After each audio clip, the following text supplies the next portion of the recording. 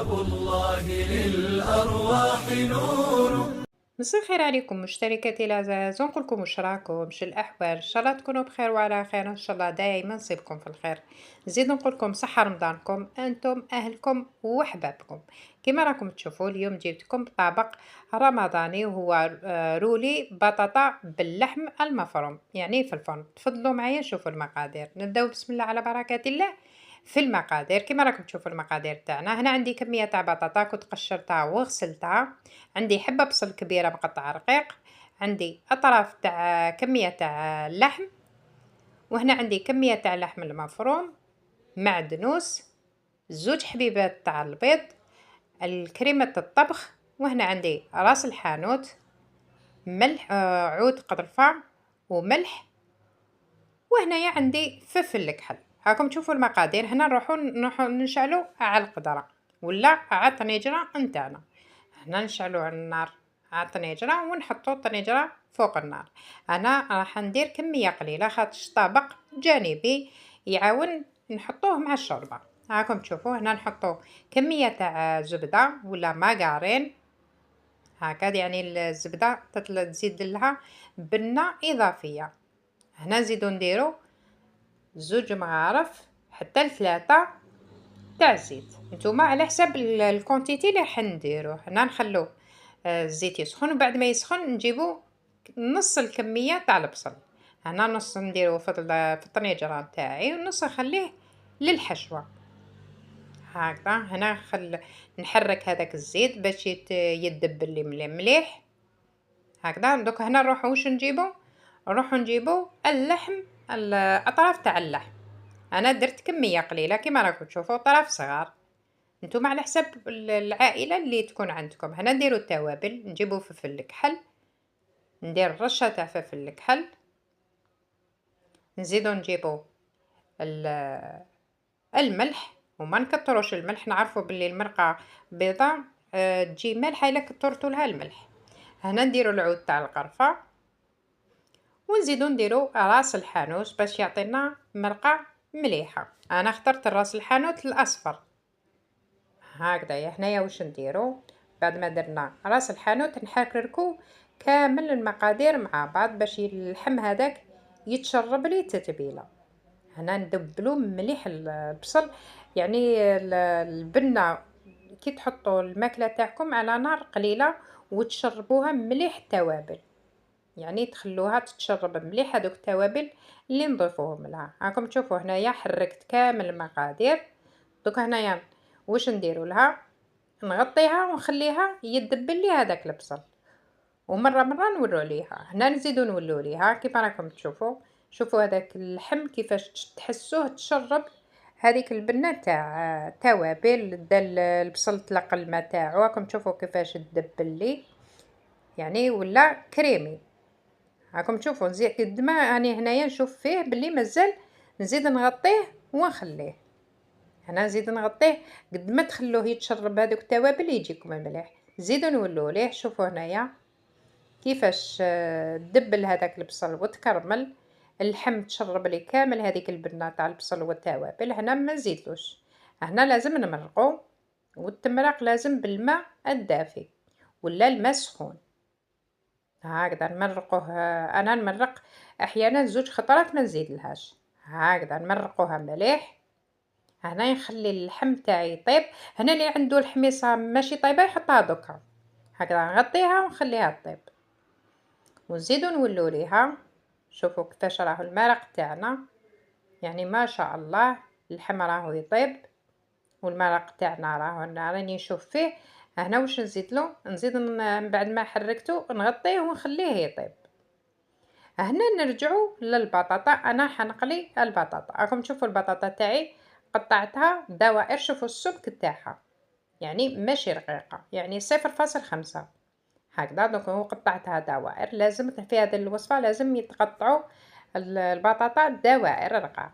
هكا نحطوها تتقلى عادي كما نقلو الفريت. هكذا قلوها مليح، يعني طيبوها مليح. هكذا خلوها طيب، هكذا تتقلى كما نقلو الفريت العادي. يعني كل حاجه وجدوها هكا. المرقه راهو يطيب عندنا، نقلو حنا البطاطا. هنا راكم تشوفوا البطاطا تقلعت لي ودات لون شباب. هنا نرفدوها بعد ما قليناها وملحناها، يعني نملحوها وما تكترولهاش الملح. هكذا شوفوا كيفاش راني مقطعتها دوائر رقيقة، ماشي يعني كيما الشيبس، بصح شوية خشينة، شوية ما هي رقيقة ما هي خشينة، المهم باش نقدروا نرولو اياها. هاكم تشوفوا هنا قليت هذه الكمية تاع البطاطا، نحطها بجانبا ونزيد نشعلوا النار ونحطوا المرق بتاعنا. هنا راح نديروا اللحم المفروم. هنا ندير الزيت هكذا، انا ندير هنايا 3 مغارف الزيت. راكم تشوفوا المغرف تاعي ماشي كبيره باش ما تقولوليش كترتي في الزيت. هنا 3 مغارف تاع الزيت. نحرك هذاك الزيت كامل في المقله ونخليه يسخن، وبعد ما يسخن لي الزيت نجيب هذيك الكميه تاع البصل اللي خليتها من القدره ولا الطنيجره نتاعكم. هكذا يعني نوزعوا هذيك الكميه تاع البصل. راكم تشوفوا النار نقصوا لها باش يتبل البصل ويعطينا لون شباب وقو شباب. هكذا بعد ما يطيب لي شويه البصل نحط الفيونداشي ولا اللحم المفروم. هكذا نحاولوا نفتحوا هذاك اللحم المفروم باش يتفتفت ويدي البنه تاع البصل. هكذا نحاولوا نفتفتوه باش كي ندخلوا له التوابل يتشرب كامل يدي التتبيله. هنا نديروا له التوابل، نديروا رشه تاع الملح هكذايا، وهنايا بعد ما درنا الملح نزيدو نديرو رشه تاع فلفل الكحل. هكذا هنا درنا الفلفل الكحل ونزيدو نديرو راس الحانوت. انا اخترت راس الحانوت الاصفر. انا نشري دائما راس الحانوت الاحمر نديرو للمرق الاحمر، وراس الحانوت الاصفر نديرو للمرق الابيض. هكذا نحاولوا هنايا ندخلوا اللحم ندخلوه مليح، نخلطوه مليح باش يدي التتبيله ويدي البنه تاع البصل.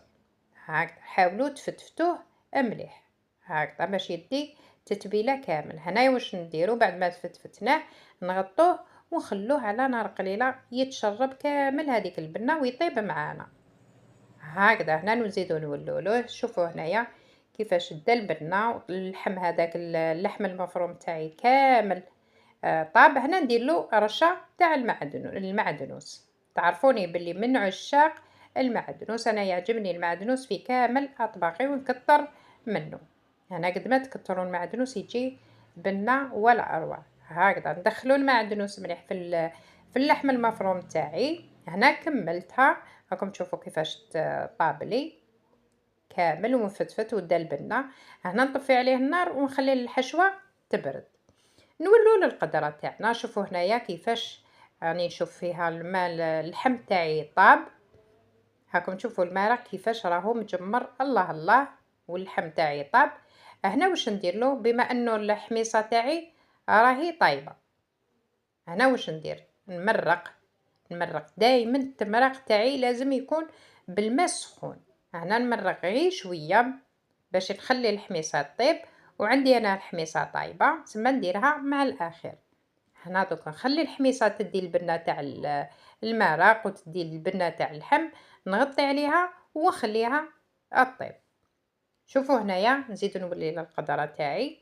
شوفوا هنايا لاصوص كيفاش تجمرت واختارت معايا، اللحم طاب، الحميصه دات البنه تاع المرق. هنا راهي كل حاجه طايبه. المرق تاعي خلاص طاب. هنا نطفي عليها النار ونخليها جانبا. نولي جبنا السنيوه وجبنا البطاطا اللي كنت قليتها معاكم. راكم تشوفوا السمك تاعها كيفاش. هنا نبدا نستف فيها هكذا وحده على خوتها. هنايا راكم تشوفوا كل حاجه، يعني الصوره غنيه على التعبير. هكذا نبدا نحط وحده مع خوتها، يعني هنا ما تخلوش المسافه باش ما تهبط لكمش هذيك الحشوه في القاعده. هكذا شغل لبسوها كامل هكا وحده مع خوتها باش تجي تعطي منظر شباب في الرولي تاع البطاطا. شوفوا كيفاش راني نخير الكبار لوحوه مع الكبار، والصغار وين تلقاو فتحه هكا تبان ولا تقبه صغيره هكا لوحوا هذوك الصغار البطاطا الصغيره. هكذا راكم تشوفوا كيفاش راني نستف فيها، يعني نحاولوا نستفوها مليح ما تخلوش مسافه بين وحده والوحده. باش الحشوة تاعكم كي نديروها من الفوق تشد وما تهبطش في القاع تاع السنيوة. راكم شوفوا السمك تاع البطاطا كيفاش راني مقطعتها، وراني قاليتها كامل على لون واحد حتى نكملوا السنيوة نتاعنا بنفس الطريقة. شوفوا كيفاش فرشتها كامل. هنا نحطها جانبا، نرجعوا للحشوة. انا هنايا هذاك الفيونداشي اللي كنت طيبته معاكم، جبنا 2 حبات بيض، جبنا مبشور الجبن المبشور، توابل ملح، وكمية فلفل الكحل. وهنا عندي الكريمة تاع الطبخ. هنا نجيبو ريسيبيون نفرغو هذوك 2 حبات تاع البيض. هنا واش نديرو؟ اول حاجه نديرو رشه صغيره، ما نكتروش الملح خاطش كل حاجه راهي مالحه وطايبه في الملح. هنا نزيد رشه تاع فلفل الكحل باش ما يطيبلناش هذاك البيض صامت، ونحركوه تحريكه خفيفه. راكم شوفوا كيفاش راني نحرك فيه. هنا ندير كريمه الطبخ. نتوما استعملوا اي كريمه تكون عندكم، المهم تاع الطبخ. يعني انا شريت اليوم هذه النوعيه شويه جاتني عاقده، ماشي مالفه نخدم بهذا النوعيه. هكذا نحرك هذوك البيض مع الكريمه، هكذا نخلطوها مليح. شوفوا كيفاش الخليطه عندي. هنا نهبط بسباتيل، ما نحبش انايا الريسيبيون يكون مجحبط. هكا نخلطوه مليح هذيك 2 حبات بيض مع كميه تاع الكريمه. راكم تشوفوا كل حاجه صحيه. هنا نزيد ندير لها مبشور، ما نكتروش خاطر حنديرو في الوجه، ندير غير باش هذيك الخلطه تجيني بنينه. هنا نجيبو هذاك اللحم المفروم اللي كنت طيبته معاكم كيما الشغل تاع البوراك، نخلطوه في هذه الكريمه ولا هذه لاباراي. هكذا هنا نحي هذيك الفرشيطه نهبطوا لها كامل، ونبدا نخلط هذيك الكريمه مع اللحم المفروم. لازم كامل تخلطوها، يدي البنه هذيك تاع الكريمه والبيض والتوابل الفرماج. راكم تشوفوا كل حاجه صحيه. راكم تشوفوا خلطناها مليح، دخلنا كامل هذوك التوابل. هنا ندني ليا السنيوه بعد ما فرشتها كامل بالبطاطا كيما شفتوا. هنا الخلطه هاهي. هنا نبدا نفرش فيها بسني في السنيوه خاطر انا عندي كميه تاع الحشو قليله. هكذا نبدا نفرش بس بالمغرف ونوزع. هكذا لازم تكون طبقه قليله خاطر حنا نروليها هكذا، نخلو قيس 2 سنتيمتر باش للبطاطا ما نفرشوش الحشوه كامل للقدام. هكذا نهبطو كامل هذيك الخلطه تاعي ولا الحشوه تاعي ونسويها بالسباتيل باش تكون بسمك واحد. راكم شوفوا جاتني قيس السنيوه تاع الظل. هنا واش ندير؟ نحكم هذاك الجبن المبشور، ندير له رشه تاع جبن المبشور.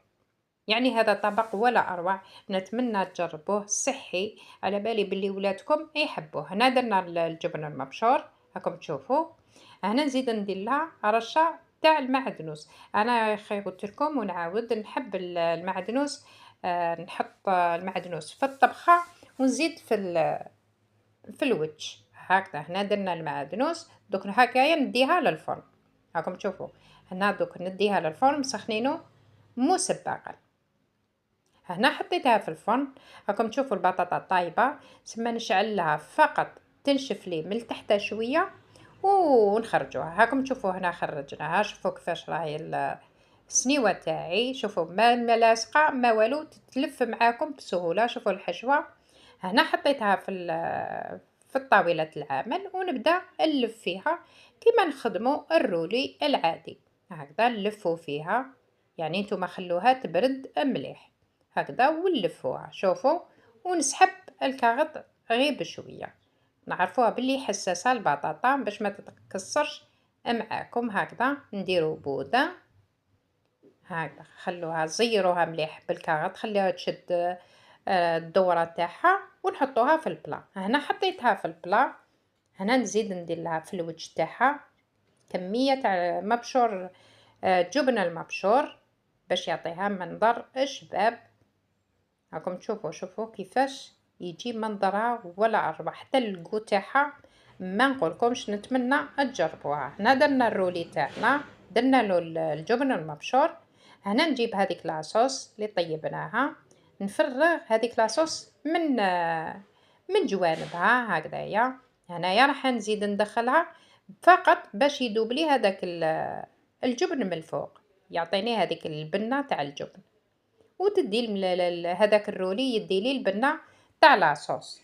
انا حطيت الصلصه، دوك نديها للفرن. هاكم تشوفوا فيها بعد ما حطينا الرولي في الوسط الصلصه، نحطوها في الفرن. هاكم تشوفوا فيها في الفرن، نشعلوها لها فقط من الفوق باش يذوب لنا هذاك الفرماج ويتعسل. هاكم تشوفوا بعد ما ذاب لي الفرماج تاعي وتعسل، يعني ما فيهاش طياب كبير، كل حاجه راهي طيبه. هنا خرجناها، هاكم تشوفوا كيفاش. هنا جبنا المعدنوس، ندير له رشه تاع معدنوس، ولا عندكم القارص زيدوا حطوا لها طرونش تاع قارص. هنا كل حاجه راهي واجده. ومن بعد تشوفوها في طاوله التقديم. راكم تشوفوا فيها في طاوله التقديم. انا هنا ما حبيت المنظر تاعها هكذايا، واللي يحب يعني يخرج المذاق تاعها ولا اروع. نتمنى تجربوها. وصفه رمضانيه بامتياز، صحيه، على بالي باللي ولادكم اللي يحبوها. هنا ما بقى لي نقول لكم مع السلامه، الى الملتقى ان شاء الله. ما تنساوش الدعم والاشتراك، وكترونا لي جيم باش يدي هذا الفيديو نصيبه من المشاهده. الى الملتقى ان شاء الله.